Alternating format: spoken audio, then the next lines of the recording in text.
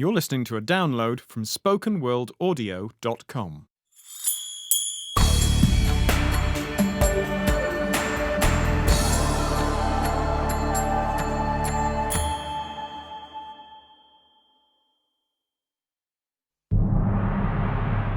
The H.P. Lovecraft Short Stories audiobook series, The Festival, read by Rupert Degas.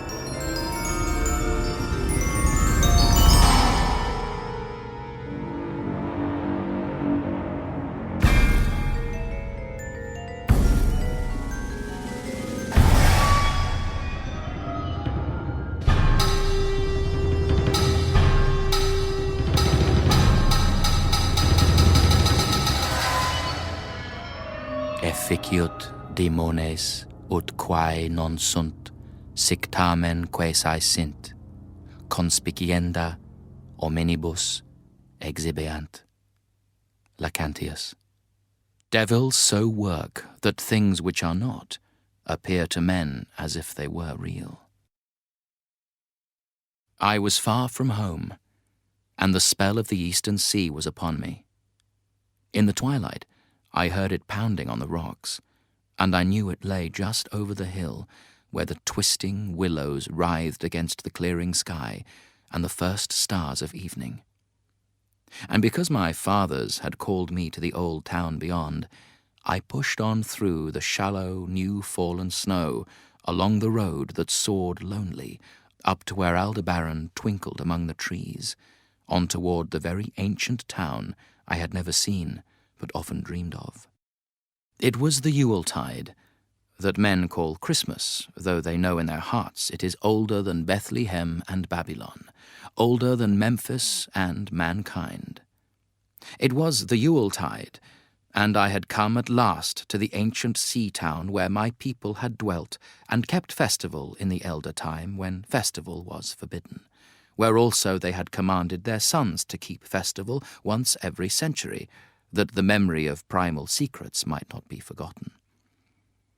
Mine were an old people, and were old even when this land was settled 300 years before, and they were strange, because they had come as dark, furtive folk from opiate southern gardens of orchids, and spoken another tongue before they learnt the tongue of the blue-eyed fishers. And now they were scattered, and shared only the rituals of mysteries that none living could understand. I was the only one who came back that night to the old fishing town, as legend bade, for only the poor and the lonely remember. Then, beyond the hill's crest, I saw Kingsport outspread frostily in the gloaming, snowy Kingsport with its ancient vanes and steeples, ridge-poles and chimney-pots, wharves and small bridges, willow trees and graveyards, endless labyrinths of steep, narrow, crooked streets, and dizzy church-crowned central peak that time durst not touch, ceaseless mazes of colonial houses, piled and scattered at all angles and levels like a child's disordered blocks, antiquity hovering on grey wings over winter-whitened gables and gambrel roofs, fanlights and small-paned windows, one by one gleaming out in the cold dusk to join Orion and the archaic stars. And against the rotting wharves the sea pounded, the secretive, immemorial sea out of which the people had come in the elder time. Beside the road, at its crest, a still higher summit rose, bleak and windswept, and I saw that it was a burying ground where black gravestones stuck ghoulishly through the snow like the decayed fingernails of a gigantic corpse. The printless road was very lonely, and sometimes I thought I heard a distant horrible creaking, as of a gibbet in the wind.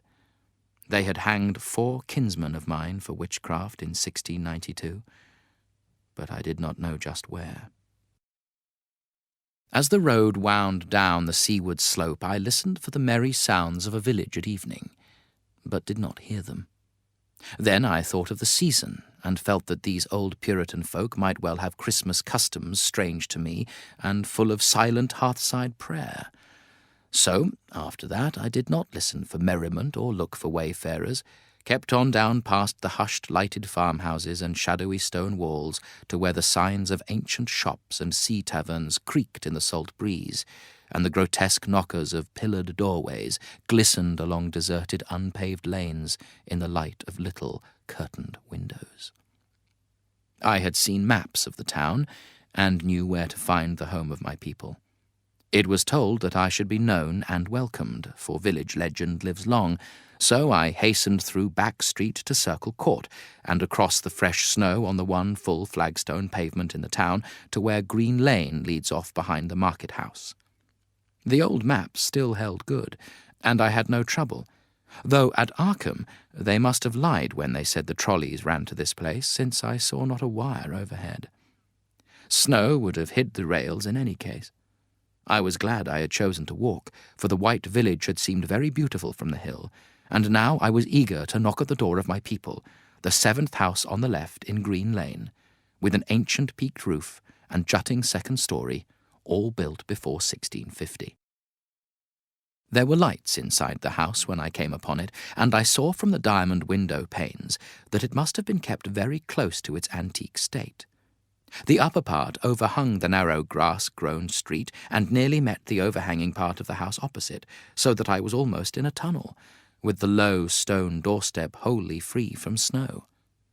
There was no sidewalk, but many houses had high doors reached by double flights of steps with iron railings. It was an odd scene, and because I was strange to New England, I had never known its like before.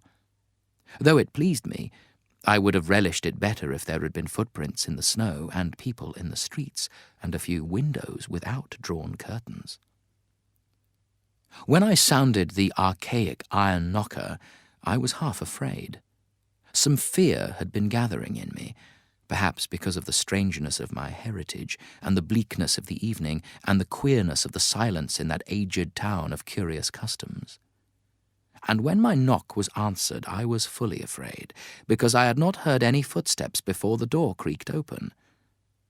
But I was not afraid long, for the gowned, slippered old man in the doorway had a bland face that reassured me, and though he made signs that he was dumb, he wrote a quaint and ancient welcome with the stylus and wax tablet he carried. He beckoned me into a low, candle-lit room with massive exposed rafters and dark, stiff, sparse furniture of the 17th century. The past was vivid there, for not an attribute was missing. There was a cavernous fireplace and a spinning wheel at which a bent old woman in loose wrapper and deep poke bonnet sat back toward me, silently spinning despite the festive season. An indefinite dampness seemed upon the place, and I marvelled that no fire should be blazing. The high-backed settle faced the row of curtained windows at the left, and seemed to be occupied, though I was not sure. I did not like everything about what I saw, and I felt again the fear I had had. This fear grew stronger from what had before lessened it, for the more I looked at the old man's bland face, the more its very blandness terrified me. The eyes never moved, and the skin was too much like wax. Finally, I was sure it was not a face at all, but a fiendishly cunning mask. But the flabby hands, curiously gloved, wrote genially on the tablet and told me I must wait a while before I could be led to the place of the festival. Pointing to a chair, table, and pile of books, the old man now left the room, and when I sat down to read, I saw that the books were hoary and mouldy, and that they included old Morrister's wild marvels of science, the terrible Sadducismus Triumphatus of Joseph Glanville, published in 1681, the shocking Demonolatreia of Remigius, printed in 1595 at Lyon, and worst of all, the unmentionable Necronomicon of the mad Arab Abdul Ahazred in Oleus Wormius' forbidden Latin translation, a book which I had never seen, but of which I had heard monstrous things whispered. No one spoke to me, but I could hear the creaking of signs in the wind outside, and the whir of the wheel as the bonneted old woman continued her silent spinning. I thought the room and the books and the people very morbid and disquieting, but because an old tradition of my father's had summoned me to strange feastings, I resolved to expect queer things. So I tried to read, and soon became tremblingly absorbed by something I found in that accursed Necronomicon. A thought and a legend too hideous for sanity or consciousness, but I disliked it when I fancied I heard the closing of one of the windows that the settle faced, as if it had been stealthily opened. It had seemed to follow a whirring that was not of the old woman's spinning wheel. This was not much, though, for the old woman was spinning very hard, and the aged clock had been striking. After that, I lost the feeling that there were persons on the settle, and was reading intently and shudderingly when the old man came back booted and dressed in a loose antique costume and sat down on that very bench so that I could not see him. It was certainly nervous waiting, and the blasphemous book in my hands made it doubly so. When 11 struck, however, the old man stood up, glided to a massive carved chest in a corner, and got 2 hooded cloaks, one of which he donned, and the other of which he draped round the old woman, who was ceasing her monotonous spinning. Then they both started for the outer door, the woman lamely creeping, and the old man, after picking up the very book I had been reading, beckoning me as he drew his hood over that unmoving face or mask. We went out into the moonless and tortuous network of that incredibly ancient town, went out as the lights in the curtained windows disappeared one by one, and the dog star leered at the throng of cowled, cloaked figures that poured silently from every doorway and formed monstrous processions up this street and that, past antediluvian gables, the thatched roofs and diamond-paned windows, threading precipitous lanes where decaying houses overlapped and crumbled together, gliding across open courts and churchyards where the bobbing lanthorns made eldritch drunken constellations.